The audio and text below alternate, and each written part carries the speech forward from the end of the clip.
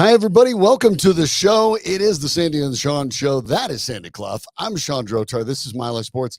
Thanks for joining us and tuning in. Danny Bailey is the man that puts everything together. Thanks to Danny. Sandy, the Denver Broncos underway down at Dove Valley. They have a whole new name for the facility. I've got to be honest, I've forgotten what it is because they don't pay me. But anyway, we know where the Broncos practice down at Dove Valley by Centennial Airport.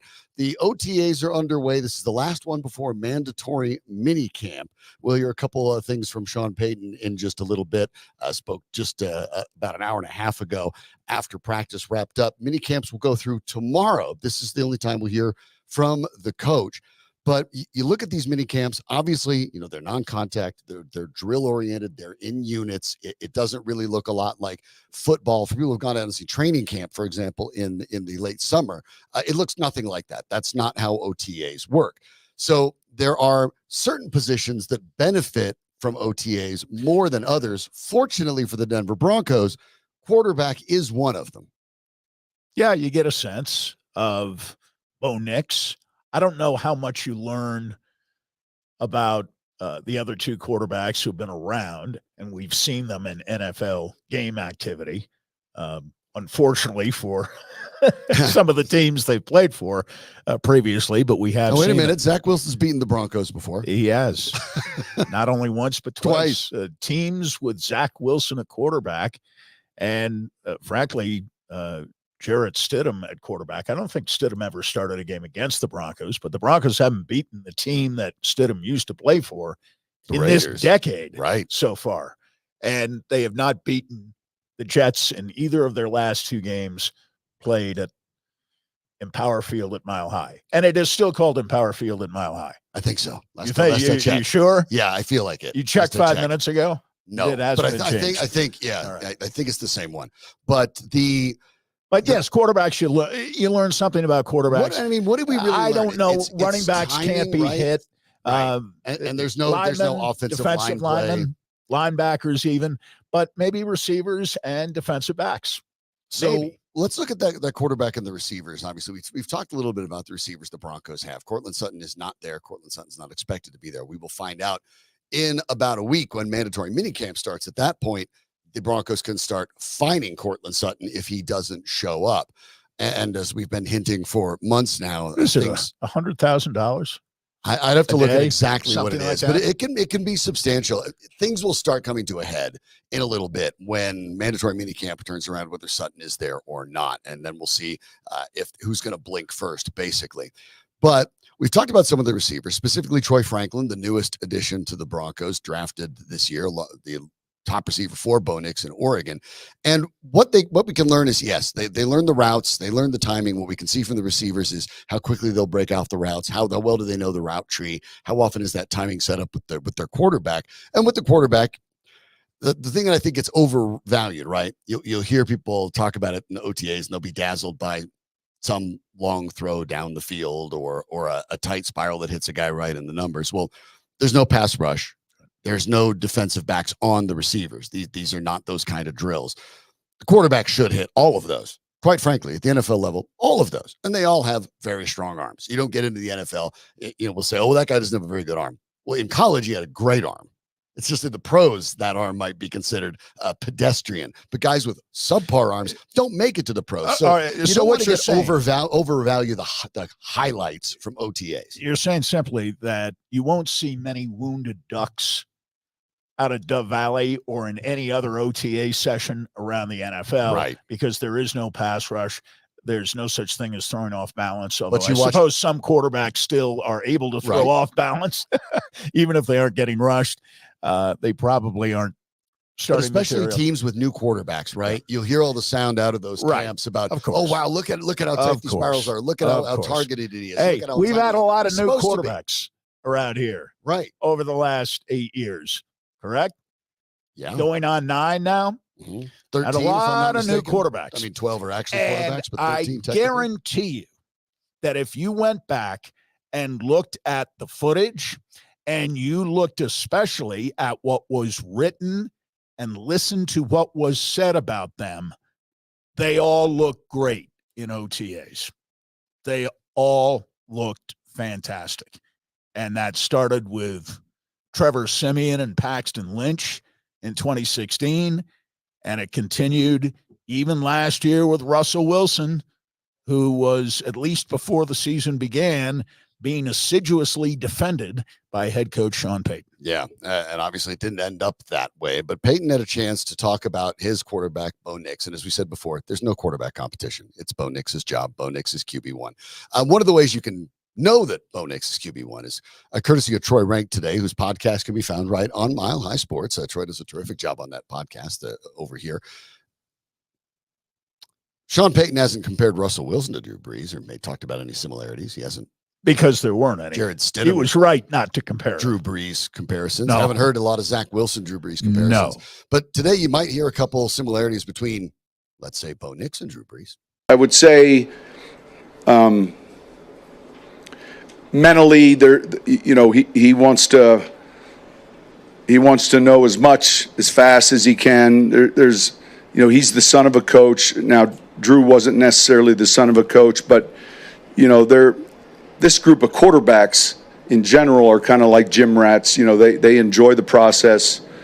It's been a good room. I mean, it's when you talk to Davis or Joe or myself, it's these guys are doing well. They're pushing each other. Today we were on this odd day where every day you came, Bo was running with the ones. Today I think it was Zach's turn. You'll see minicamp, but I think there's maybe a maturity level because again, he's played 61 games, and when we got Drew, it was off of his rookie contract, coming off an injury. So you heard Sean Payton refer to Davis and Joe, quarterback coach Davis and Webb, Lombardi, offensive coordinator Joe Lombardi, right? Those comparisons not overwhelming. Not saying he's Drew Brees, talking about some of the similarities. Well, you heard him pause in order to measure his words. Make sure you're quite carefully and not draw too direct a comparison between Nix and Brees. Yeah, but this is Nix's job to lose, and we'll see how this goes along. Obviously, when you get to minicamp and there can be a little more contact, a little more football-like activity, things will change. But for the Broncos, and one of the challenges that they've had last year, obviously, was the defense. We know about the debacle that happened in Miami, that happened prior to Justin Simmons being able to play. When Simmons came back, the defensive difference was stark. Pat Surtain was on the field during the Miami game. Simmons was not. Simmons came back, and it was basically a different defense. When Simmons was on the field, everything statistically was better. When Simmons was not, everything statistically was worse. Simmons isn't going to be on the field because he no longer plays for the Denver Broncos after the Broncos cut him. So now you look at some of the statistics from last year and realize that this was with Simmons in a large part of the season. Sandy, you had some numbers that were just dazzling of how far the Broncos really have to go. Well, when it came to opponent passer rating last year, simple stat, right? The Broncos gave up to opposing quarterbacks a passer rating of 98.0. That's at least 6, maybe 7 points above the league average. That was what the Broncos gave up to all 17 quarterbacks they played against. And they were playing, by the way, a last play schedule. Right. That's 30th in the NFL. I imagine there were more than 17. 17 starting quarterbacks plus whomever else might come into a ball game. I think wasn't Herbert got hurt. Easton during Stick the came game. in. Right. Easton Stick came in, for example. But you get the idea. 30th in the NFL. When it came to yards per pass attempt by opponents, 7.5. That was 26th. When it comes to defensive pass expected points added per opponent drop back, that's the true media metric, 25th in the NFL. Now, that's not all defensive backs. Some of that's pass rush or absence thereof. Right. Some of that is defending against the run, which the Broncos didn't do very well, thus forcing defensive backs to be more conscious of the run and maybe less able in pass coverage as a result, vulnerable to play action. Right. All that absolves in part the defensive secondary. But I think when you look at position groups on this team, some of the biggest question marks exist in the secondary because you have one proven starter when it comes to playing time in a Bronco uniform. Brandon Jones was acquired as a free agent from Miami. He's never played a game with the Broncos. The only proven defensive back the Broncos will have starting this year is Patrick Surtain II. And yeah, you're talking about the newcomers. Presumably Jones is going to be a starter. We know that likely is PJ Locke and Caden Stearns potentially could be in that mix depending on where they're at.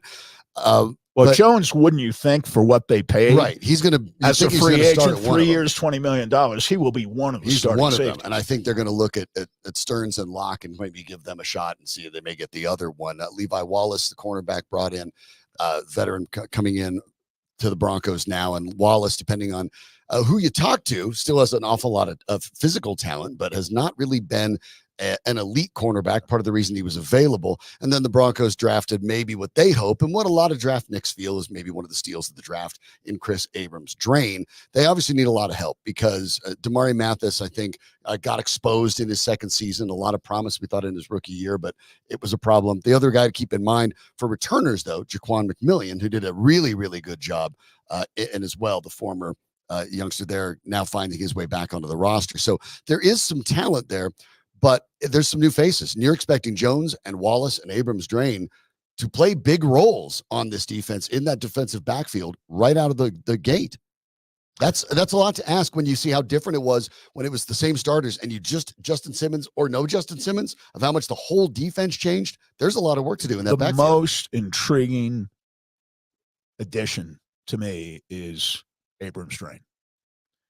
Drafted on the 5th round and yet showing up in a lot of post-draft analysis as one of the better third-day picks, according to NFL insiders across the board. Basically, they love that 5th-round pick. There is always, with the Broncos, it seems, in recent years, good news and bad news when it comes to drafting.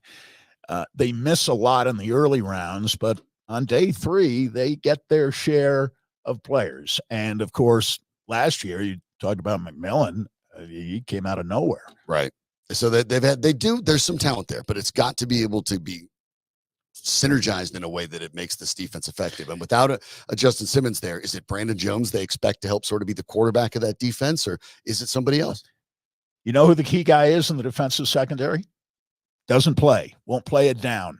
Jim Leonard, the former Wisconsin defensive coordinator, long sought after as an NFL coordinator, perhaps.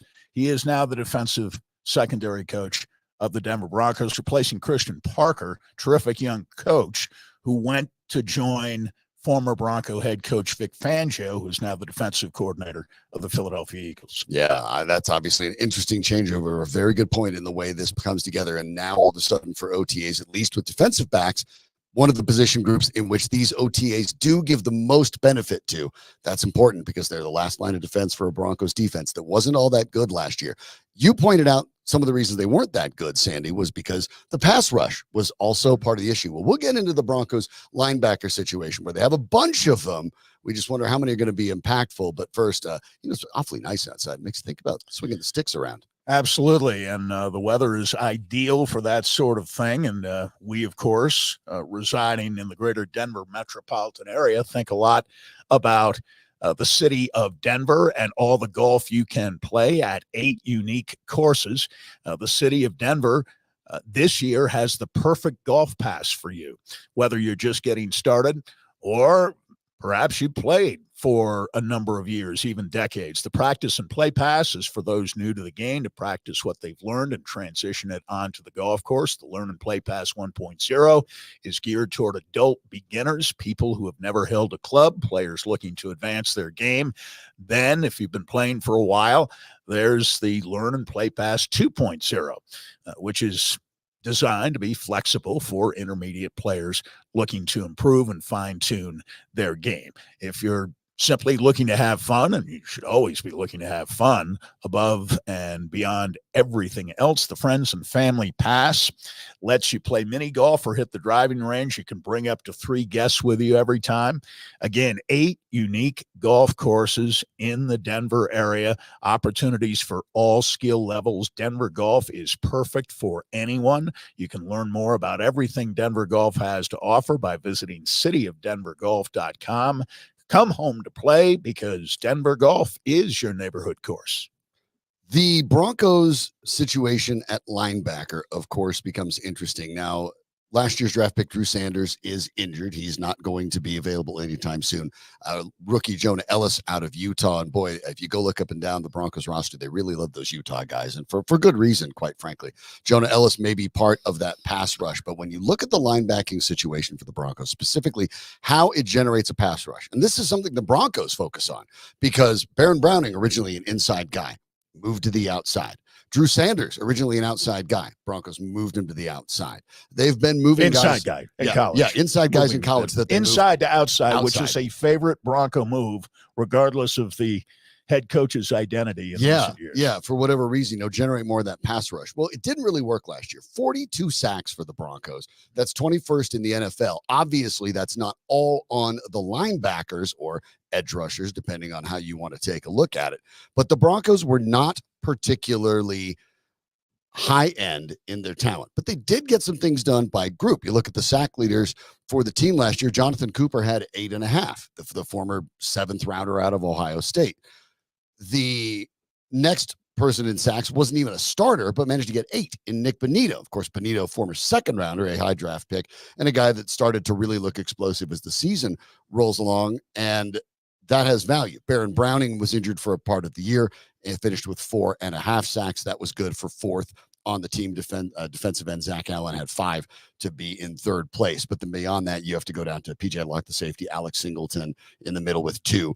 It's not a team that has a lot of sack artists. Jonah Ellis is going to be in the mix, but it's interesting. You have a guy in Bonito with 8 sacks that was kind of a part-time player, and he's more or less expected to still be a part-time player, along with someone like Ellis, who's considered a pretty good pass rushing prospect as well. The Broncos are trying to get this done to a certain extent, with apologies to the players that I'm explaining this a little simplistically, with quantity over quality. Is that viable in the NFL? Can you just send waves of guys at a quarterback and have it work? I think we've learned down through the years from the people we've talked to. Chris Landry used to be a regular guest on this program, and he always talked about pass rushers being like pitchers in baseball. You can never have enough, right? Mm-hmm. And you needed 4 or 5 legitimate pass rushers, not just 3, at least 4 or 5. Remember the Broncos in their championship season, their last trip to the playoffs. I know it was a long time ago. It requires removing some of the cobwebs from the memory bank. A little bit. But remember all of the excellent to great pass rushers they had on that team, from Miller to Ware to Wolf to Jackson. Yeah. And you go back that was just the beginning. I mean, you had draft picks who were playing, who could rush the passer. Here were the Broncos sack leaders in that 2015 season. Run them down. Von Miller had 11. DeMarcus Ware had 7.5. Shaq Barrett had 5.5. Derek Wolfe had 5.5. Malik Jackson, nose tackle, had 5. Shane Ray had 4. Played injured that year. Best year was his rookie year, right? I believe. Shane Ray had Sylvester Williams with 3. Yes. You may forget about Antonio Smith on the edge. He had 2.5. Vance Walker, 2.5. TJ Ward had 2. And you had Brandon Marshall, the linebacker, Corey Nelson, other linebacker, and David Bruton, who was even primarily a special teamers, all with a sack. So you had a ton of players with sack numbers. And when you're talking about guys with 3 or more sacks, you had 7 of them. You had 4 edge rushers who were technically outside linebackers. I know that whether you're a defensive end or an outside linebacker now, you're listed simply as an edge rusher. And the Broncos would have had 4. They had 4 outside linebackers, edge rushers, who could rush the passer. Yes. And that's just the linebackers. That's just the linebackers. That doesn't count Derek Wolfe and Malik Jackson and Sylvester Williams, each of which had between 3 to 5.5 people who played along the defensive line and could play multiple positions on the defensive line in various configurations. You had those people to draw on. And you had the two young linebackers in Barrett and Ray, who are terrific. My question this year harkens back 3 years to 2021, when Brandon Jones was playing for Miami, and he had 5 sacks that year. And then the next year he tore his ACL. And pass rushing last year, coming off the ACL injury in 22, was not notably a part of Brandon Jones' game. I am wondering if this year the Broncos will be blitzing him from the safety position in the manner that they did back in 2021. Because, and again, I could be slightly off the mark on this, the defense Miami was playing in 2021 is pretty much the defense that Vance Joseph is coaching here in Denver in 2024. So I wonder if in signing him to that free agent contract for $20 million over 3 years, they envisioned that Jones would play a role in the pass rush. It is critical that the Broncos get a pass rush by blitzing a safety or two from time to time, getting from linebackers, whether formerly inside linebackers or not, some semblance of a consistent pass rush, and whatever they can get out of Allen, I guess, along the defensive line becomes less a matter of his leading the team in sacks and more a matter of his getting 5, 6, 7, which seems to be his range looking at his career numbers from year to year. He had 5 last year. DJ Jones had 2. At the moment, he's kind of expected to be in the middle. And then they added, in a good addition, by the way, John Franklin Myers taking advantage of a cap situation for the Jets, who had 3.5 last year.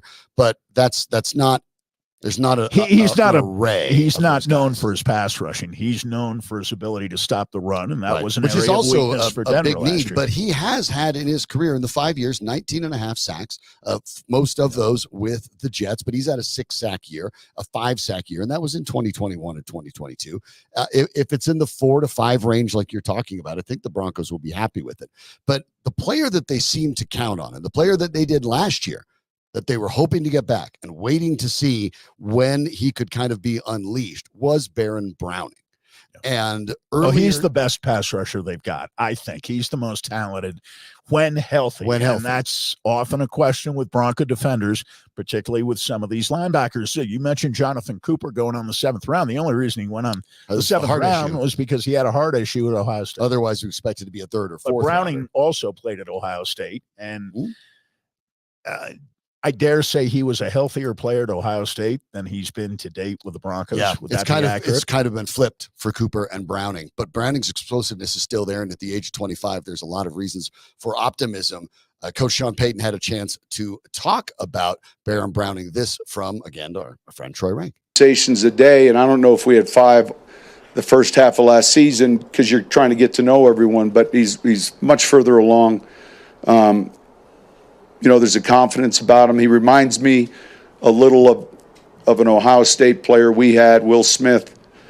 And I'm not saying that necessarily. They play the same position. His personality reminds me a lot of Will, the late Will Smith. And so they both played there. But he's in good shape. He's been working hard, and I've gotten to know him, and I enjoy coaching him. He's one of the players Sean Payton inherited that he seems to really like. And even through some of the injuries, which have in some cases soured Payton on players, he seems to like this particular player that he inherited more than virtually anybody else he inherited. I can't think of one player he inherited. I guess Surtain. Right. maybe.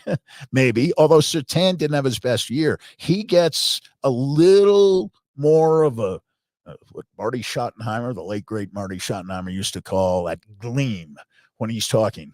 Mm-hmm. Yeah, there are a couple, Browning. And Browning is one of the few that, especially on the defensive side, these singles out. Surtain, obviously, one.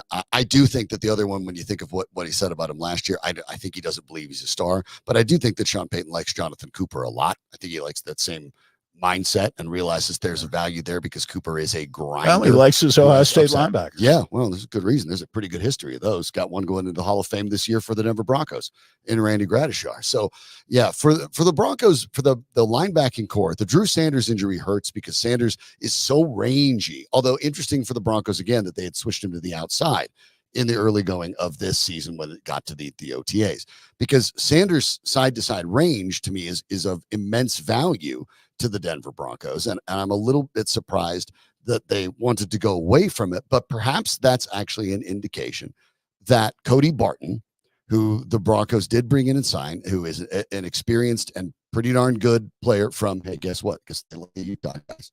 Another guy from Utah, Cody Barton, who had spent the previous 4 years as a Seahawk before going to Washington last year, has been a pretty consistent player, although only 2 sacks in his career. It's not really what he does, but 3 interceptions in his career, including the last couple years. Pretty good side-to-side range in his prime at 27, a guy that maybe the Broncos believe that Barton, who they brought in as a free agent, is going to be the guy in the middle that they can assign to at least disrupt some of those tight ends. Not Travis Kelce. Nobody can do that. I get that. But maybe that's part of the reason that Sanders was moved to the outside. Irrelevant now because Sanders is hurt. But Ellis was never a guy that was going to play on the inside. Let's remember, Ellis was drafted after they knew. They knew that Sanders had been hurt. And the only question I had about the pick had nothing to do with the player, because I love, as the Broncos apparently do, especially on defense, players from Utah. Yeah. But like now in particular, that pick makes more sense because they knew they wouldn't have Sanders for most of the season anyway. I get a little squeamish when the Broncos talk about bringing back players who with other teams would be pronounced out for the season, but the Broncos talk about bringing them back in October and November. Right. I get a little squeamish when I hear that sort of talk. But I think Ellis not only is a good football player, but now that we know about the injury to Sanders, he definitely fills a need. Yeah. Well, we'll talk more about this. And of course, one of the linebackers in particular we'll touch upon. You see him over our shoulder right this way. We'll talk about Alex Singleton with Doug Ottewill in a moment. But if you're selling your home, it's the most valuable asset you have. And obviously you want to do it right. You want to make sure that you're getting the most value for it and you're taking care of it. So the Colorado home market is crazy. Look, if you're selling a home, you're in a good spot. Okay. It's a good market. People want to buy homes. We get that. But how do you maximize it? How do you make sure you're getting the best value for your home? Well, I can tell you. You have to call our friends Dave and Mark at the Key Real Estate Group's Colorado Luxury Home Team. When I talk about them, and you've heard me talk about this on this program all the time, I've just mentioned Dave and Mark and the Luxury Home Team. It's not about luxury homes. It's about luxury service for you and your home. Whether you're getting a condo, whether you're getting a mansion, everything in between, that's the kind of service you get from Dave and Mark at the Key Real Estate Group. And the part of the reason you get that is because they know Colorado's market. 25 years in the exact same offices. They're privately held. You're not dealing with some big company. You're dealing with them directly. That's part of the advantage. And they've been around now, what I said, 25 years in the same place. So they're consistent. They're reliable, and they get the job done in the best possible way for their clients. And that's why you want to give them a call. Inventory is still low, always low in the Denver metro area. So homes that are priced right still sell fast. So let Dave and Mark give you a free valuation. Obviously, with the warm weather, now people are out and they're looking and they're getting ready to buy. They're already out there shopping every single day. There is no reason for you to wait. You want to get your home on the market too, so you can get it to the maximum number of potential buyers as quickly as possible. Let Dave and Mark represent you to make sure you're getting everything you deserve. So call Dave and Mark at the Key Real Estate Group today at 720-900-LIST. That's 720-900-LIST, or you can visit them at keyrealestategroup.com. have an opportunity to work on Mile High Sports Magazine. I've been fortunate to be one of the editors and contributors to that for years now, and it's always a treat to work with the guy who's been in charge of every single one of them since it started nearly 25 years ago, by the way, as well.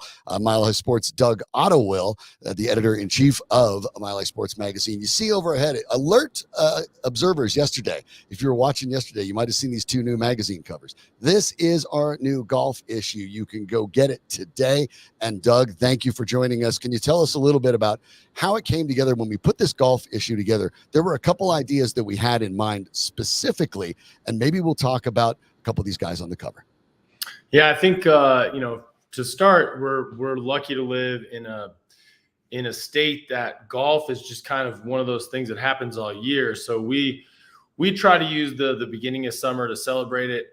This year, we happen to be really lucky because the BMW Championship's coming back to Castle Pines, which if you like golf, if you remember the International, that's truly a great thing. You can play great golf here all the time, but it's kind of a rare treat when a PGA tournament or an LPGA tournament comes to town, and we're lucky enough to have that. So that was kind of the start of this issue. Everybody was excited about that. So that's a big component of it, previewing that tournament. And then what we try to do every year is go out and play golf with someone that our readers might like to get to know.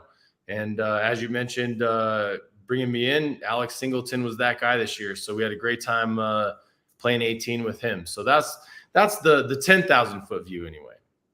Singleton is one of those career overachievers. If you're talking production, there's no question that he produces. Some of us would not necessarily like to see him produce more, but maybe in a qualitative way. But you see in playing with him, as you did, you get to know somebody when you play golf. Even if it's just for 18 holes on one occasion, because it's basically 4 hours, and you get to know somebody pretty well during the 4 hour period. And you got a sense, did you not, of how and why he is stuck around, even though he's bounced around just a little bit, came here, I believe, from Philadelphia a few years ago, but he has become a fixture as a starter. He's still here. Josie Jewell is not. What, in your opinion, having gotten to know him a little bit, makes Alex Singleton distinctive? Well, I think, the first thing that you get from him, at least I did when we went to play golf, is that he's a blue collar guy. And that's probably an overused term, but I think with him, it really applies. I mean, he's a guy that, it's little things like, hey, I play Kirkland golf balls. I mean, this is a guy that just signed his real money contract, and he plays Kirkland golf balls because he thinks it's dumb to go spend money on Titleist One. So, it's I'll buy that. That's very interesting.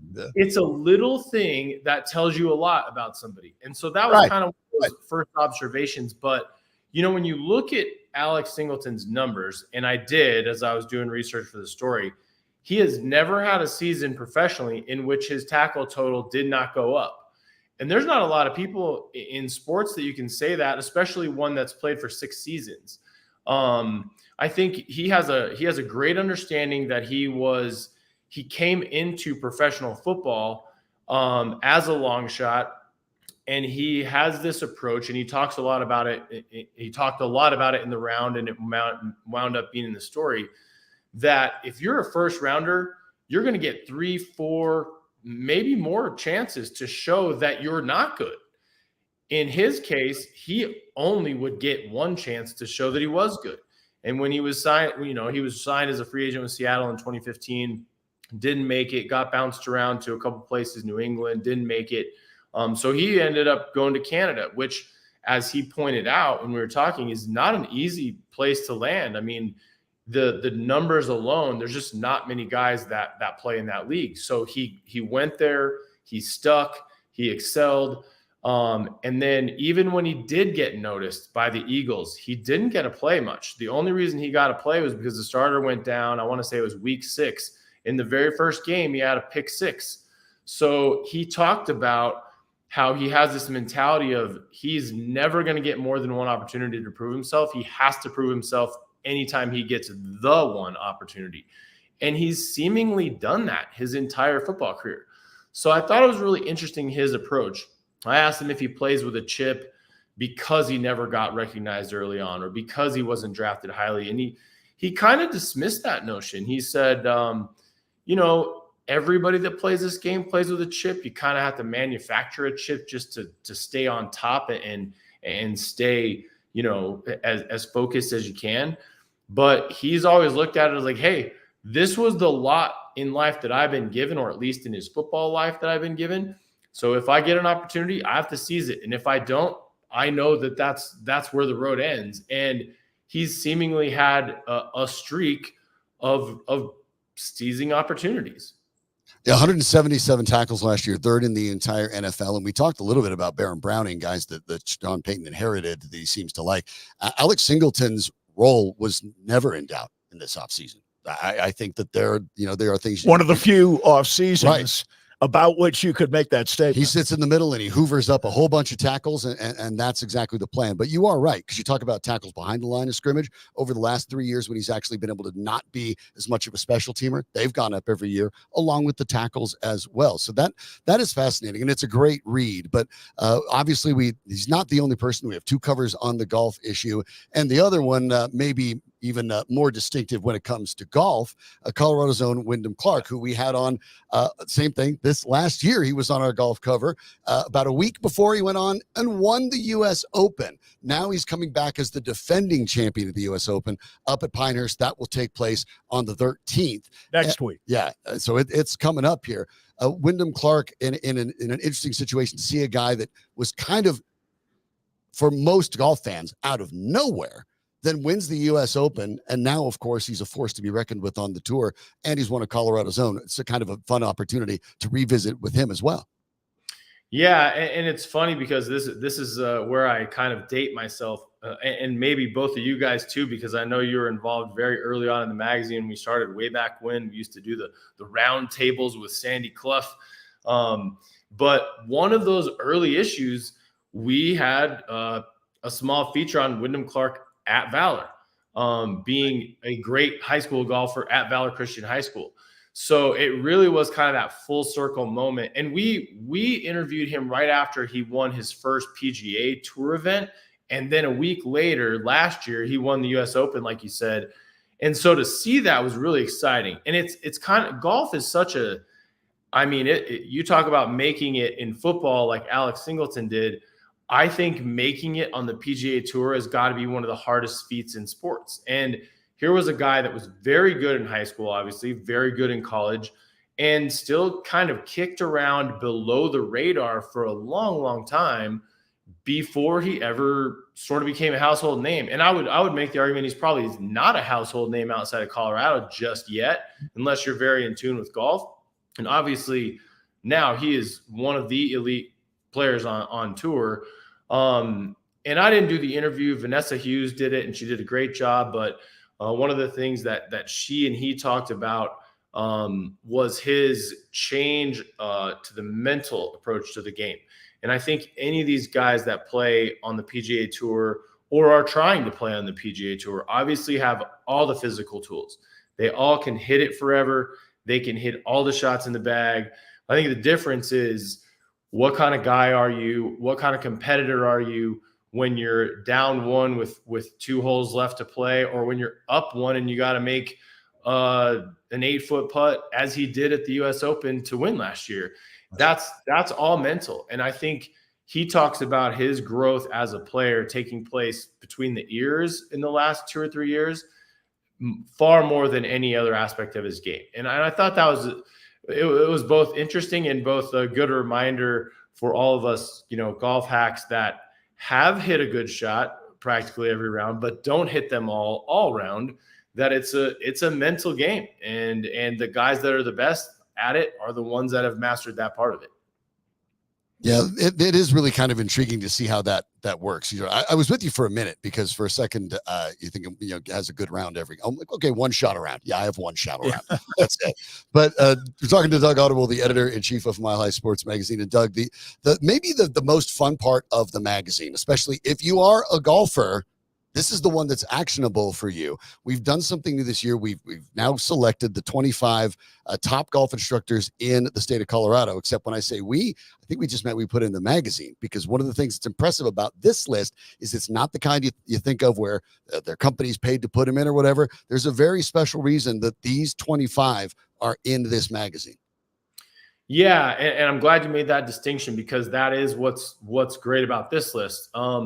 We go back to maybe say January, and I started talking to a couple friends that were in the golf business, and more or less there's this sense that anytime a list comes out, it's a list that's purchased. And when I say purchased, and I understand this as well as anybody, when someone advertises in the magazine, it's really hard to tell them no, especially if they do something beforehand.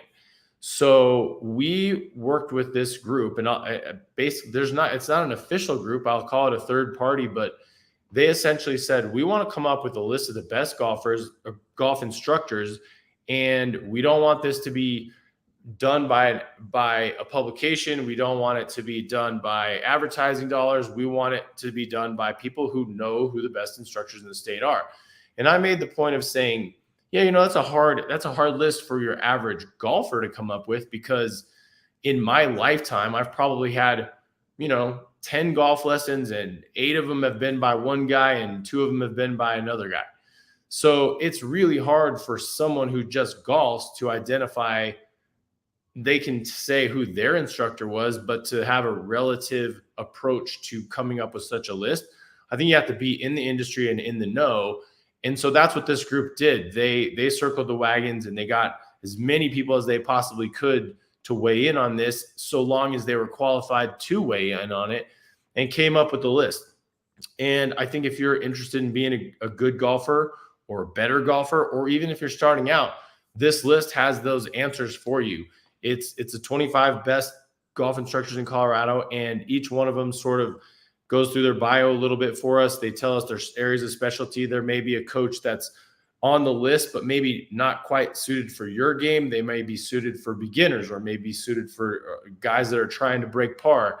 So I think from a user standpoint, a reader standpoint, this is our offering to say, hey, if you want to enjoy golf in Colorado a little bit more this summer, here's a list of guys that can help you. Yeah, it's a list of instructors. There's men and there's women in there. List of instructors voted on by their fellow instructors. So the people who know are the people that put them in this list. They're voting on their own colleagues. I don't know if you can do much more than that. No. And is there a common thread? I know that you mentioned there were specialty aspects for some of these instructors, but is there a common thread that you found in learning about them that applies to everybody? I think it's very results driven. And when I say that, it's results in terms of anecdotal stuff. Their students are saying, hey, this guy really helped me get from being a bogey golfer to being someone who can shoot 6, 7, 8 over. It's actual evidence. It's a golf coach who has 4 or 5 kids in the state tournament almost every year. Right. It's people that have addressed certain aspects of the game. There was one girl in particular that was on the list that her big focus is the physical aspect and some of the physical training that goes into a good golf swing. Mm-hmm. So it had everything to do with being in the best golf shape you could be before you started trying to hone in on the technicalities of the swing. So I think that those things are known within the industry. So I think that's how these people got so many votes, is because, like I said, there are instructors out there who pretty much can count on having 1, 2, maybe more kids at the state golf tournament every year. There's instructors that, just the sheer volume of people who go to them and say they work well and they're easy to understand. They're out there too. So there's no single criteria, but those are the ones that kind of jumped out. And like I said, they're performance based. I mean, they have track records that are hard to argue. And sometimes, I went through and edited some of this magazine as well with Doug. And sometimes these were the instructors that the instructors went to when they needed a tune-up as well. Exactly. So you see the covers right here. This is Mile High Sports Golf magazine for this year, and it is out and all around town now. You can go find it all over the place. And if you'd like to read it digitally, you can get that at milehighsports.com/magazine. Piece of cake. Check it out at your leisure, but go ahead and grab yourself a copy. Not only is there the great story with defending U.S. Open champ Wyndham Clark, you have Broncos Alex Singleton. You have the terrific instructions that will help any golfer with having the great teachers. And by the way, Doug mentioned the BMW Championship at Castle Pines. We have a hole-by-hole approach to every single one of those holes, not from playing it, but how it would be if you were a fan going to the BMW Championship, and a little sneak peek for an opportunity of how you could go to the tournament and find the best viewing angles when that's there too. So check it out wherever you can find it around town. It's free, and you can go to milehighsports.com and get it there as well. Doug Ottewill, the editor-in-chief, the man behind Mile High Sports since day one. Always good to talk to you. Thanks, Doug. Hey, you bet. I think what I'm going to do this summer is try to pick maybe 3 or 4 guys on that list, see if I can get them to retire because they've never accepted a challenge quite like my golf swing. And we'll come out with a new one next year. We'll see if we can force them into retirement. Yeah, well, if you can't, you can put Sandy and I with you. We'll go in a row, and by then we'll take a shot. Yeah, absolutely. Thanks, Doug. Appreciate it. All right, we'll see you guys. All right. Doug Ottewill joining us. Go check that out everywhere. We're going to turn our attention to Boulder in just a moment, where interesting views of the Sanders brothers from an NFL standpoint for some of those reasons that don't have to do with on the field situations. But do want to remind you, of course, that, it's great weather. It's nice to sit outside. It's nice to go ahead and have friends and enjoy that Colorado summer, but you maybe don't want to cook. Maybe you'd just rather make things easy for your family, for your friends, entertain. And who doesn't love barbecue? Well, of course, it's perfect for the summer, and we know where to get the best. You want to get break from cooking and entertaining, because when you entertain, you're doing the stuff at the house, but you can't enjoy it. You can't take part in the party because you're too busy cooking. So you need to talk to our friends at Rolling Smoke Barbecue. You've heard us talking about it. If it's just the family, or it's 50 people, big old family reunion, it's fine. Pick up the best barbecue in town from one of Rolling Smoke's 4 locations. The original is in Aurora inside the Stanley Marketplace. You will notice it the second you walk into the Stanley Marketplace, because you can smell it. Just follow your nose. In Golden at the Golden Mill, at the corner of Dry Creek and University and Centennial. That's the one that I go to when I'm getting either hot links or the honey bourbon sausage, by the way. Good stuff. And now the newest location is open on 38th Avenue in Wheat Ridge. And if you're headed to the show at Red Rocks, and many of you are, you can find them there too. So don't worry about getting the boring old same concession stuff. Get yourself some barbecue from Rolling Smoke. Do it a little bit different. Your friends will wonder where you went. And when you get it when you're back in town as well. So check them out at Red Rocks. It's Rolling Smoke Barbecue online, and you can order there as well at rollingsmokebbq.com.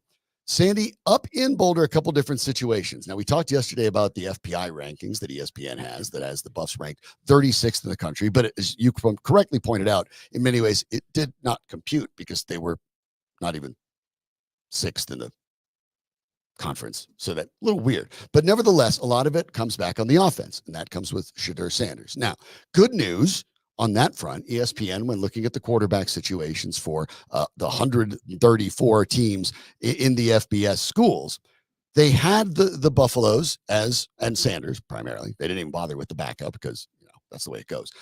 In tier 2, tier 1 was the following situations: Alabama with Jalen Milroe, Georgia with Carson Beck, Oregon with Dylan Gabriel, Texas with Quinn Ewers, and Arch Manning behind him. Those were the 4 schools in which they said that was the top of the top.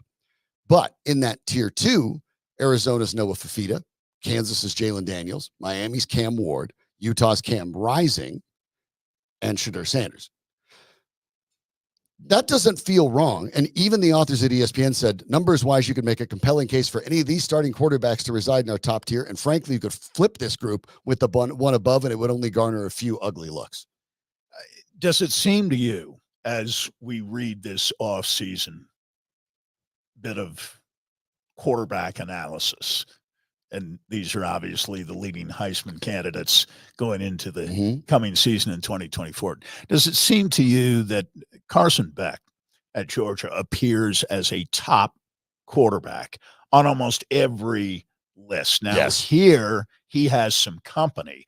I have seen ratings that put him on a different level from everybody else, and Shedeur has more company on that second level, and there's only one guy at the top, and that's Carson Beck. Yes. So I think there's a consensus on Carson Beck.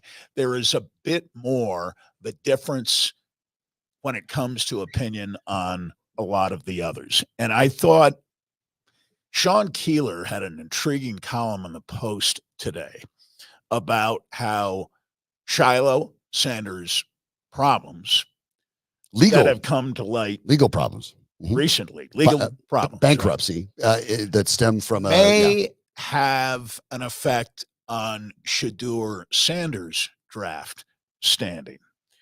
And it gets us back to the whole idea of Deion Sanders coaching a couple of his sons, bringing both with him from Jackson State on to Colorado. But the presumption being, especially when you're talking about Shedeur, who's undoubtedly going to be either a first day or very early second day pick. Oh, it's first day. It's first day. It should be. He's likely to be the second quarterback pick at worst. That's the point, though. Would that be affected by his brother's problems and also affected by not only what Shedeur Sanders does this year, but what happened last year when, as you'll recall, Colorado switched offensive coordinators midstream, mid-season. Yeah, and the ESPN article did point out specifically, in fact, the word that they used when you're talking about the Buffaloes, even when you talk about Sanders, their exact quote was, Sanders played behind an offensive line that more often resembled a subway turnstile than an effective pass blocking unit, end quote. Now, that is true. Also true is that Sanders himself probably could have made things a little bit easier, because that's a challenge too. When you're looking at the way that these things kind of shake out, it can be tricky to see how he was also responsible for it. His 52 sacks were the most in college football, and they were tied with Old Dominion's quarterback, but among Power 5 quarterbacks, it was 8 more than Jalen Milroe, who was second. That's a big chunk when you're talking about 52 and 8 more. Some of that's on Sanders as well. So the idea of it getting much better, I don't know, but everyone was very, very high on the idea that Shedeur Sanders and the Colorado offense can really take a leap forward, even though there are a lot of definite needs. We're talking about we had Sean Keeler on recently, talked about assembling an offensive line with all 5 new starters, including likely a freshman coming in at left tackle. So it seems to me, again, if you're watching the Buffs, the hype, again, is high, and probably very high based on a lot of situations that have to go right. Could they go right? Yes. Do I expect them to all go right? Of course not. Dylan Edwards moved on, their leading rusher. Michael Harrison, their top tight end, moved on. They had a couple wide receivers graduate or leave. There's still plenty of talent. They are probably more talented. They're probably faster and stronger than they were at the end of the year last year. But there is this assumption that the talent alone, that I guess Colorado will just out-athlete teams. The problem is, I think Colorado thought that last year. The first quarter of the season, Shedeur Sanders played as well as any quarterback in the country. Yes. And by the first quarter of the season, I mean the first 3 games. Right. Play 12. First 3 games, there were some rough patches here against Nebraska, and obviously in that Saturday night game for better part of 3.5 quarters, really, against Colorado State. But he played well when it mattered. The first game at TCU down in Fort Worth was as good a game as a quarterback can play in his debut. I'm talking about professionally and collegiately. I haven't seen too many quarterbacks make their debut at a school by throwing for more than 500 yards and being accurate at the same time. This wasn't, bombs away from the beginning, accuracy be damned. I'm just going to throw for a lot of yards today. The yardage gained passing came in the service of victory. They had to throw a lot to win the game. It was a high-scoring game that they had to rally to win, as you recall. How about in the second half? Then things began to deteriorate a little more. He got hit more, and I would suggest for the final quarter of the season, to the extent that he played at all, he was playing hurt and at times injured, would leave and then come back. There's no questioning his toughness. Absolutely no doubt that he is as tough as and that they makes come. a big difference to NFL scouts too. Yes. And he is determined to stay on the field. And that makes him popular on that level with his teammates. But he's also only been coached by his father. Right. And when Sean Lewis, who didn't have previous experience coaching Shedeur Sanders, came to CU last year, leaving his head coaching State, job, head coach, and came here as offensive coordinator, and certainly was part of Shedeur Sanders' success over the first 3 games. When he began to coach Shedeur Sanders a little harder, it appeared that there was resistance to that. There was a little let Shedeur cook vibe going on there, and we will see. Now, the numbers were good. When the Sanders played teams that were ranked, here were the numbers. They played 6 teams that were ranked at the time they played them on that schedule. It's a pretty tough schedule. 68% completion percentage, 14 touchdown passes to 1 pick is what Sanders did. Now, Colorado went 1-5 in those games, and he took 28 sacks in those 6 games. But he was still efficient and effective. The stats that were remarkable, even though we talk about the sacks and how many sacks he took, is all that. Just think when he wasn't pressured, when he wasn't considered pressured, 76% completion, 16 touchdowns, no picks, with 25 completions of 20 yards or more. Of course, that happens when you're not pressured. But you do see a quarterback who is accurate, who has plenty of arm strength, and who has the ability to complete a lot of passes into tight windows. So I see why the NFL is intrigued. The question is the rest of the Buffs offense going to be up to it? And is the rest of the defense going to be up to it as well? And that part, we don't really know. And the interesting part about the idea in the way these guys are being perceived, Sanders is considered, if not can't miss, pretty close for the NFL level. For a lot of things we discussed, a lot of NFL type things. But will he submit to coaching? Correct. And in Shiloh's case, this is a guy that's already 24, and his numbers are fine. 67 tackles, the second on the team. He had an interception, forced 4 fumbles. He's been a hard hitter. But at the same time, he's working through now trying to declare bankruptcy because he has been trying to settle a claim over in Texas. That sort of thing, when you're talking about the off-field stuff, scares the heck out of pro scouts.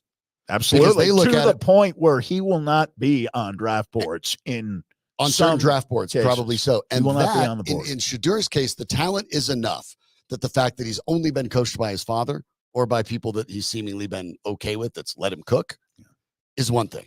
In Shiloh's case, you have a nice player that'll be 25 in his rookie season, so he'll be older. And you worry about some of the decisions, and he's still been under Deion Sanders' significant umbrella.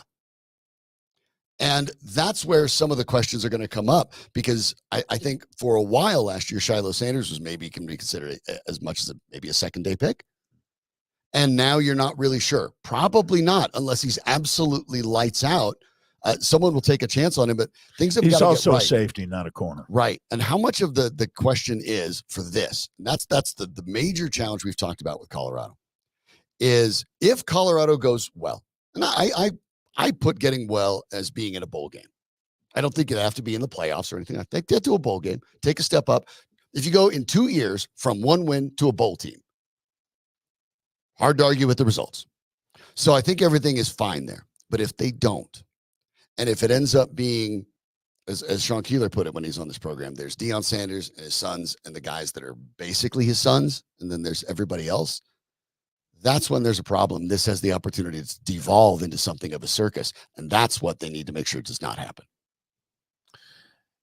I think it'll be a fascinating year, won't it? Because I correct me if I'm wrong, but it feels to me like it could go either way. It really does. It feels like it could go either way to me, and that part of it is fascinating. The Colorado Rockies were bludgeoned last night. We'll give you the gory numbers, but before we do that, we'll remember that it's always a good opportunity for your checkup from the neck up with our friend Dr. Rick Perea. And we get our checkup from the neck up on Wellness Wednesdays every Wednesday, right?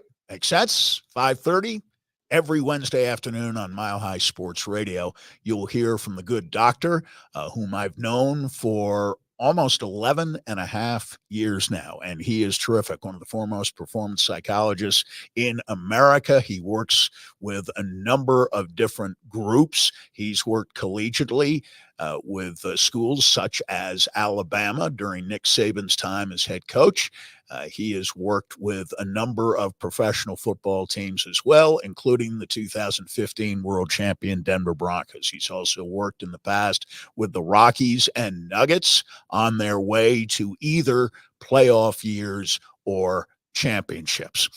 And most especially, he can work with you or your youngster. He speaks in front of corporate audiences. He has something to offer for anyone and everyone. If you're interested in maximizing your performance at work or at play, give Dr. P a call today, 720-287-0933. That's 720-287-0933, or look him up at Dr. P at think1number4u.org. That's think1foryou.org. The Colorado Rockies last night got thumped by the Cincinnati Reds 13-3. Not a great performance. And I guess if there's a bright side, Sandy, the Rockies, the media relations department pointed out, this is the first time the Rockies have ever given up 13 runs without walking a batter, to which, if you're looking for the silver lining, and I generally do, that's one of them. Because one of the things that you can't do in Coors Field is just put guys on base, because when things happen, it gets real bad. Giving up 13 is bad. Every once in a while it happens. It's baseball. There's 162 games. It's going to happen. But if the walks continue to go down, and the walks this year, again, across the board, Ryan Felder was not good last night, okay? Obviously, nobody was good. They gave up 13 runs. But the walks for the Rockies have gone down from last year. And that's one of the subtle little indicators that things are trending in the right direction. What have we always said about pitching at Coors Field? We've said it pre-humidor, and we've said it post-humidor in the early 2000s when they installed the humidor, but it's still true. You can't walk people. No. Home runs, you're going to cough up the occasional home run or double. You will. Even extra base hits, I think, more so than home runs. Statistically, yes. It's a doubles park. They're probably Cincinnati's home, for example, Great American Ballpark, often called Great American Small Park, because of the number of home runs that are struck at Great American Ballpark.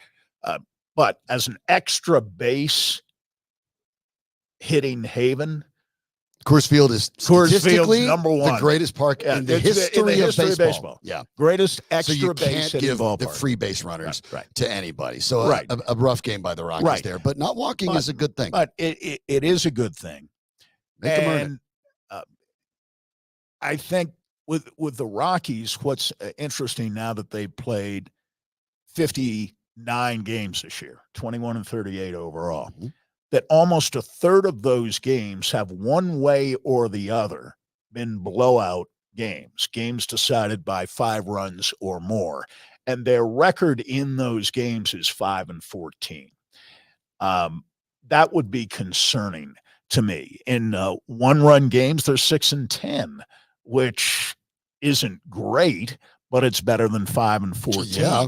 And it's kind of unusual, because in the past you'd figure the Rockies would be more vulnerable, especially on the road, in low-scoring 1-run games. But in blowout games, they get almost as many W's out of those kinds of games. Slugfests, right? Especially, again, at Coors Field, they'd win at least as often as they lose. So you see 5-14, that's a little disturbing. I'll give you another set of numbers, though, that is even more perplexing, far more perplexing than that, as a matter of fact. The Rockies against teams currently playing winning baseball this year have gone 11-11, and I think what That's we've great. been talking about recently. Hey, they took a series from Philadelphia here in Denver, 2 games out of 3. Right? Cleveland. Then they took on the Cleveland Indians, who were either the best team or the second best team behind the Yankees in the American League. They took 2 out of 3 from Cleveland. They won the first game and looked like they might take 2 out of 3 from the Dodgers. They couldn't quite manage that. But for the season, the Rockies have won 11 and lost 11 against teams currently managing winning records. Against the losing teams, last place teams, 10-27 against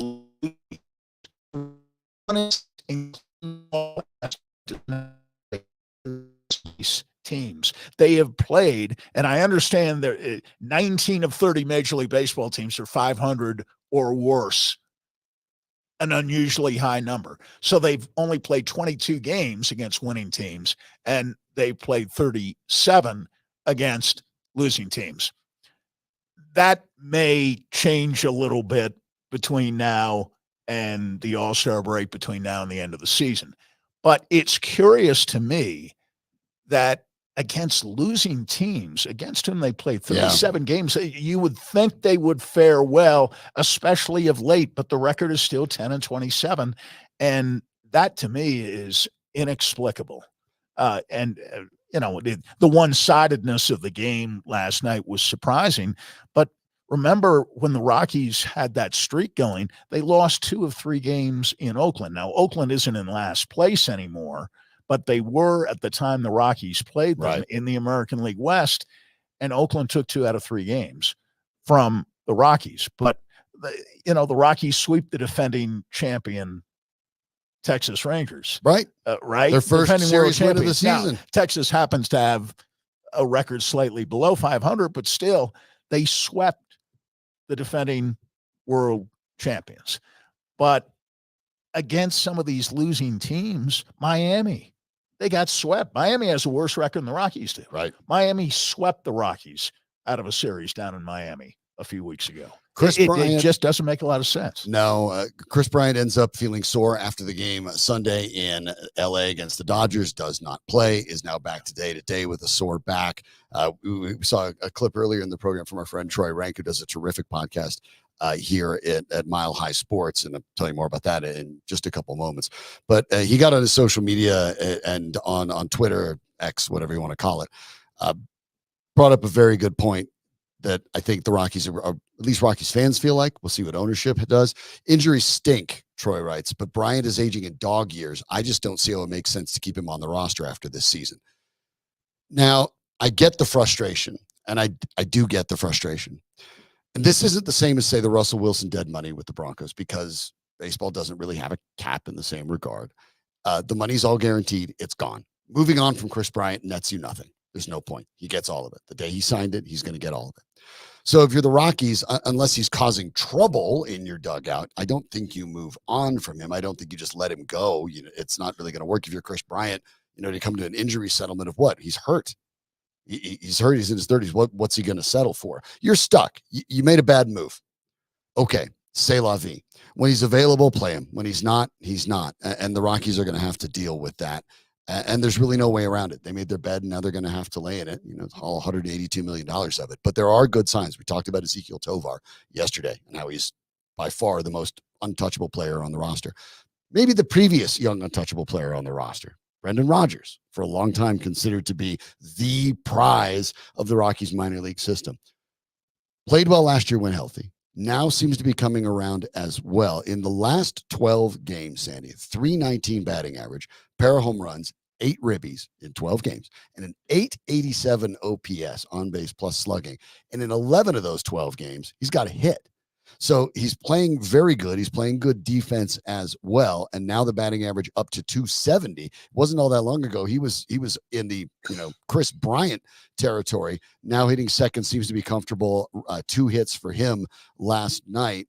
When you're looking at those top guys, you're looking at Tovar and Rodgers and Doyle, who had 3 hits last night for the Rockies, the most of anybody. Yeah. He's also hitting well. some of the youth is coming around. We'll see if this was just a hiccup. Feltner went 4.1 innings, 10 hits, 8 runs, all earned. Didn't walk anybody, but only struck out 3. The 2 relievers that followed him, Rogers and Shavili. Shavili in his major league debut at the age of 21. No strikeouts for those guys as well. So a bad game. The question is, does it become a trend? The attendance, 25,140. Reportedly, and we'll see how that continues to go. As you said, there's a lag time. The Rockies get back at it tonight. Frankie Montas will be on the hill for the Reds, and Ty Block, who all of a sudden is one of the Rockies' very best pitchers. He might be their best pitcher based on form over the last 2-3 couple starts. of games. Quantrill and Gomber both lost in their last starts. Block has been good. The converted reliever, now 2-2 on the year, seems to be pitching pretty well, but it's a weird situation because this team kind of feels a little disjointed. You have Kris Bryant, who has added the kind of player even if you totally believed in Kris Bryant's ability for the remainder of his career, however that is, that's the kind of guy that you add when you think you're close to winning the whole thing. Well, that's why the Giants picked him up, because the Giants thought they were close. He didn't have to play an everyday role necessarily. But you knew he had a good batting eye, at least usually did. And he seemed to be a lot healthier playing in fewer games. The Rockies signed him. The wheels essentially saying that we know more than the Giants do, and we're going to pay him a lot more than the Giants ever would have considered. Because the Giants were interested in having him return, reportedly, but in a reduced role, at less than what he was being paid. Right. Not more. Right.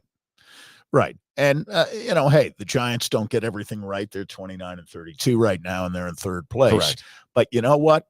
If you're 29-32 in the National League, you may be in third place, but you know how far you are out of a wild card Not spot? very. Half a game. Goodness. Half a game. All right. And that's all you have to be. That's my point. 3 games under 500. That's my point about the Rockies. Oh. That's my point about the Rockies. No one has ever in more than 30 years expected the Rockies to be the kind of team that wins even 85 games a year. No. I was going to say 90, but to be losing now, and they're on pace again this year to lose well over 100 games based on their 21-38 start. When they're 11-11 against winning teams presently, but 10-27 against losing teams. If they were anywhere near 500, if they were within 5 games of 500 in the National League, they'd be within a game and a half of a playoff spot. Not first place, obviously, but a playoff spot. This isn't the American League, where the Minnesota Twins right now at 33-26 would be the last playoff qualifier, and being a 500 team puts you 3.5 games out of the playoffs right now. That's where Boston and Detroit are. This is the National League, by far the weaker of the two leagues this year competitively. By far. It isn't even close.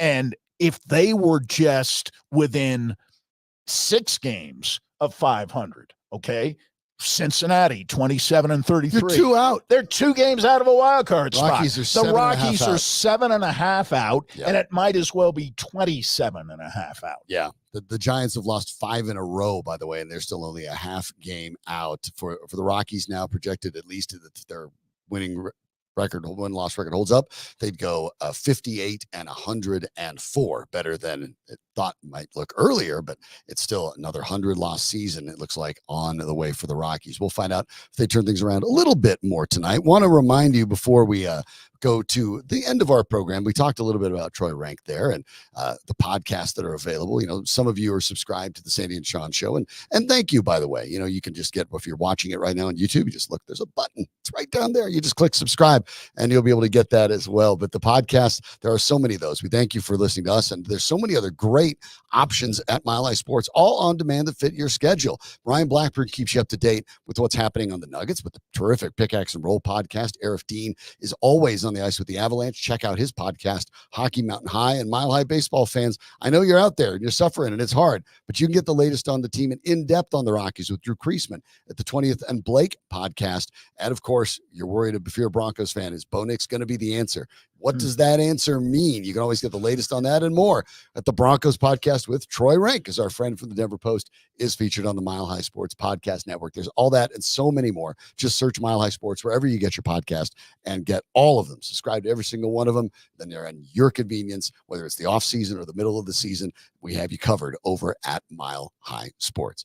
Over at ESPN, not that long ago, more than 20 people were laid off from ESPN because ESPN wanted to pay Pat McAfee $17 million a year to bring his show, which looked a lot like, our show right now that you're watching on YouTube, over to ESPN. And just because you get there doesn't necessarily mean that you know what you're doing. And some of that has to be in the way you treat people, and the way you have to be observant about the way you treat people. Obviously, Caitlin Clark in the WNBA is a kind of a hot button topic. She's got the WNBA not on the map, but on a level that hasn't been talked about before, because this is a person who had reset every Division One. It's a stretch at all to say the WNBA is on the map right now. Right. It is on the map. And Clark and other players too. Look, Angel Reese was very clear that she's a little frustrated. She's like, I'm part of the reason it's big too. I get it. The big battle between the Sky and the Fever was part of that. Clark had the most Division I points ever, the most 3 points ever, two-time Naismith winner. That goes first overall in the draft to the Indiana Fever, where things have been tougher as expected, but she's also been knocked around a lot. McAfee was talking about the WNBA, and it's possible, don't know for fact, that maybe he's not a particularly long-time observer of the league, because this is the way he talked about it yesterday. The GOAT. Is she what? I don't know. I just, with my eyes, I couldn't see if she's Caucasian or not. So I think what we're trying to say is what the WNBA currently has is what we like to describe as a cash cow. There is a superstar. And we're not saying that the players on the court need to act any differently. That's the athletes are going to do what athletes are going to do in any sport. And I think we're all learning that WNBA, that's old school football, baby. That is old school football. But I would like the media people that continue to say, this rookie class, this rookie class, this rookie class. Nah, just call it for what it is. There's one white for the Indiana team who is a superstar. And is it because she stayed in Iowa, put an entire state on her back, took a program from nothing to a multiple-year success story? Is it because she would go on to break the entire points records in the history of the NCAA? Not just the women's record by Kelsey Plum, shout out, but also Pistol Pete Maravich's, the dude's record as well. Is there a chance that people just enjoy watching her play basketball because how electrifying she is, what she did, what she stood for, how she went about going, what she went for? Maybe. But instead, we have to hear people say that we only like her because she's white. And she's the only popular because the rest of the rookie class is doing what they're doing. Well, that's a bunch of bullshit. And we think the WNBA, more specifically, their refs need to stop trying to screw her over at every single turn. What you have is somebody special. And we're lucky she's here in Indiana. And that was, guess which, WNBA rookie. Okay, so that white bee from Indiana, McAfee apologized for that segment today, and I put apologize if you're watching us on YouTube in finger quotes, saying that, quote, he, and this is his quote, legitimately meant it in a complimentary fashion. Well, you might want to see if the woman you're referring to thinks that's complimentary, because, to be honest, most probably don't, from someone they've never met.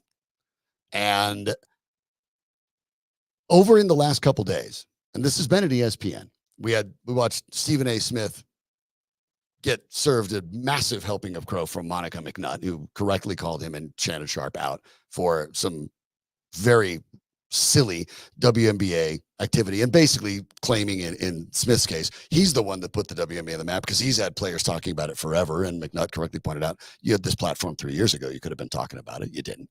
She was right. And you have people realizing that the WNBA is a thing, and now all of a sudden they're like, oh, we have to talk about it. What do we talk about? Well, I don't know any players. I haven't paid any attention to anything. The best player in the WNBA, by the way, in case anyone is curious, is A'ja Wilson. Maybe you never heard of her. She's the best. And nobody who really pays any attention. When's the last time A'ja Wilson got a mention on the national of anything? Except for women who cover it. And you have guys like McAfee come out here and think that's a clever, cutting-edge way to talk about the league. Get out of here. Joking about her ethnicity. He was trying. White B from Indiana. He was trying in a very inelegant way to make a point. And a couple of the things he touched on, I think, are trigger points for people. I do think there's a racial dimension to this. And I do think, along with the normal hazing that a rookie gets, this goes beyond that a bit, because there is some resentment, especially from black players, that all of a sudden, all the attention is going to this white player who is not the best player in the league. No, not at this point. Now. No. And is hardly playing on the best team, but you'll notice, and I'm sure these other women have, that the Fever have already played 20 games. Am I right on that? How many of those games have been televised? Right. And all right. And the attention and the ratings for them. There are some teams who have barely played half as many games. Teams better than the Fever, teams with better players than Caitlin Clark, who don't get on the TV. Fever have played 11, but when you're talking about the preseason slate, which got aired, that's what I'm talking about. Right. I'm talking about games that got televised, right? Because other WNBA preseason games that were not getting. But they played 11 regular season games. Aren't there better teams who have played only 6 up to now? Yeah, the Las can look Vegas at the Aces, standings. Becky Hammon's 2-time defending champions, have played 6 games. They played 6. The Fever played 11. So I'm most in the league. suggesting that a more articulate, elegant way existed to make, I think, at least one of the points that McAfee was trying to make very inelegantly, as it turned out. And maybe his intent was to present something that is a little more complicated, but Pat McAfee doesn't do nuance. That isn't in his repertoire. So there's all kinds of stuff in there that detracts from whatever attempts he may have been making to be, quote unquote, positive. Listen, rookies, whether they be in the WNBA or in any other sport, male and female, rookies get hazed. Everybody remembers Michael Jordan's rookie season when he showed up at the All-Star game. That's locked him out and wouldn't even pass. Conference teammates would not pass him the ball because they resented the attention he was getting. And this involved, as the ringleader, apparently, Isaiah Thomas. And the relationship between Jordan and Thomas has been toxic ever since. And there was nothing that could have happened, even if they had become a little less hostile toward each other later on, that would have changed Michael Jordan's first impressions of Isaiah Thomas as a teammate in an All-Star game, when Isaiah Thomas made sure that his Eastern Conference teammates would not pass the ball to Michael Jordan. That happens. And careful what you wish for, obviously. There is also, I think, in Caitlin Clark's game, there is a sneaky kind of made this comparison physicality that is reminiscent to me of the great NBA star John Stockton, who would get in the educated elbow away from the official's view from time to time. And when people would retaliate, there'd be a little bit of it'd be reaction that, whoa, why? Boy, John Stockton plays the game and the right some way. Of that talk, there's some gaslighting going on. And some of that talk, even at the time, I covered the NBA at the time, and you did too. Race played into some of the toxicity of those discussions with Stockton too, and there is some similarity to that. And I think you're right in pointing it out. Clark, 15.6 points per game. 5.1 boards, 6.4 assists, and 1.3 steals per game with the Fever. The Fever's 2-9. The shot is not falling. Her percentages are substantially down. She's not shooting well, but she is 4th in the league in assists. She is 8th in the league in 3-pointers made per game. She is 18th in the league in points per game. On a bad team. On a bad team. So they're second worst in the league. They're 2-9. They got to pick first because they're bad. So, it's to my mind, I look at it. Now, I don't think that any of this season has done anything to dull the shine of Clark. I think she'll figure it out. And I think that as most rookies do when they're highly touted in that way. And I think that the point you made is interesting because you can go back and find that, Clark, go look through her college career in Iowa. She's not opposed to chucking an elbow here and there. And she's also someone in the back. She's done it too. As has been acknowledged, I believe, by Caitlin Clark herself, a noted trash talker. Mm-hmm. And you don't know, although the girl in question, the woman in question, did suggest that this took place. I don't know whether it did or didn't, but there was some suggestion that, well, you saw the retaliation, but you didn't see what preceded it and created the impulse when Kennedy Carter retaliate. shoved her. Right.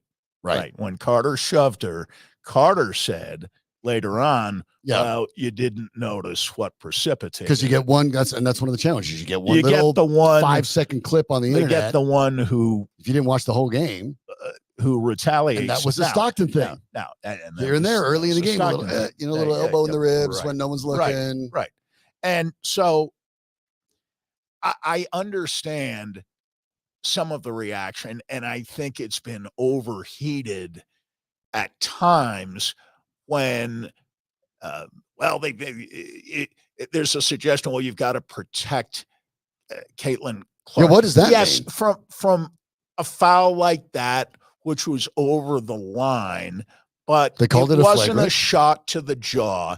The officials do deserve criticism because they called it a basketball play and a foul that was later upgraded after the game was over. By the way, the Fever won that game. Mm-hmm. It was a rare occurrence. Right. The Fever actually won the game, but it was upgraded to a flagrant 1 after the fact, not at the time it was called. And the officials need to be aware, and maybe officials need to be educated. Hey, the WNBA is a lot better than it was 3 or 4 years ago. And you know what? There's players that aren't afraid of being physical. Right. It was a very clumsy way of putting it, but I will say that McAfee, clumsy and borderline offensive, did get one thing right. The WNBA now plays a little bit like the NBA did in the 80s. And 90s. 90s. More than 80s. The bad boy styles. By the way, one of the earliest teams in the WNBA that was good, coached by Bill Lambier. Let's keep that in mind. That mentality still exists in the WNBA. It's a rough and tumble league, more so, quite frankly, than the NBA. And it's adjudicated as such. That's part of its understanding too. But you have to watch the games to see how that works. And that was the point that Carter and Reese had as well following the game of Clark. It'll be interesting to follow as she's one of the more polarizing figures in all of sport, one way or another. Thanks to Doug Ottewill, the editor-in-chief of Mile High Sports Magazine. You can see those right up here. The covers with Alex Singleton and U.S. Open defending champion Wyndham Clark, former Valor Christian athlete. Go check it out anywhere. You can find it all over town, or you can go to milehighsports.com/magazine and check it out. And you should be going to milehighsports.com anyway. That way you can find it, everything that we put together, this show, all the great writing, all of the great podcasts, all in one spot, or you can make it easy and get the Mile High Sports app. Very, very simple, and all of it gets in your pocket. Thanks for watching us today. Click subscribe down there if you liked it. We appreciate it. We'd love to have you back. We will be back tomorrow. Danny Bailey's the man that makes everything work. He's Sandy Clough. I'm Shawn Drotar. You are you. And we hope to see you tomorrow right here on Mile High Sports.